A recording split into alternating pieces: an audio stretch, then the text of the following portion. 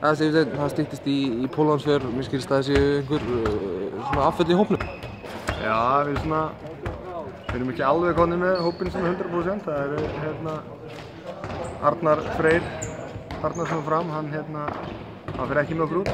Hann glímaður nárameiðsli og verður ekki klár í tveggja tíð. Og svo ennþá smá spurningamerki með Ómar. Þetta náttúrulega tveir lykilmenn í liðinu, lítur að vera mikið áfall fyrir þjálfarann. Já, ég held að það væri áfall fyrir hvaða lið sem ef þessir ekki með, en við svo sem erum ekkert að fókusera það. Við erum bara að vinna með það sem við höfum og ætlum að láta það virka. Hversu bjartsýnn ertu á að Ómar getur verið með, eða sást í? Ég veit eiginlega ekki hvað ég segi þig. Ég ætlum að prófa hann í kvöld og það er bara fullt leið frá sjúkrahálfa og svo vitum við stöðuna eitthvað betur á morgun þegar hann búinn að einhver reaksjón við æfingunni í kvöld komin. Ég sé að Gísli Kristjánsson að æfa hérna með. Hann hugsaði sem backup fyrir Ómar ef allt fyrir á versta? Gísli og fleiri sem koma til greina í þeim efnum. Við skoðum aðeins þennan riðil Pólland, Búlgaría, Ítalía. Hvernig metur möguleikana?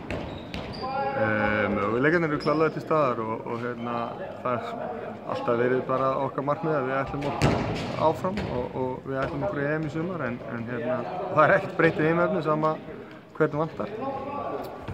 En við ætlum okkur líka að reyna allt sem við getum til að byrja bara sterkt á móti Pólverjum á föstudaginn og því að það er gríðarlega mikilvægt að ná í fyrsta sæti í þessu riðli.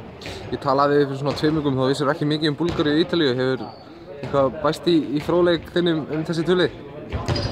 Ekki annað, ekki hvað varðar vídeóefni og svona, en já, maður hefur fengið svona einhverjar upplýsingar og reynt bara svona að lesa í úrslit og svona, en að samanskapið þá var líka gott að fá svona leikið svona helgina móti Grænlandi, þar sem að við vissum í rauninni ekkert mótherran og þetta snýst svolítið bara okkar innstillingu og hvernig við mætum til leiks, þannig að það var mjög góð æfing að fá þá leiki.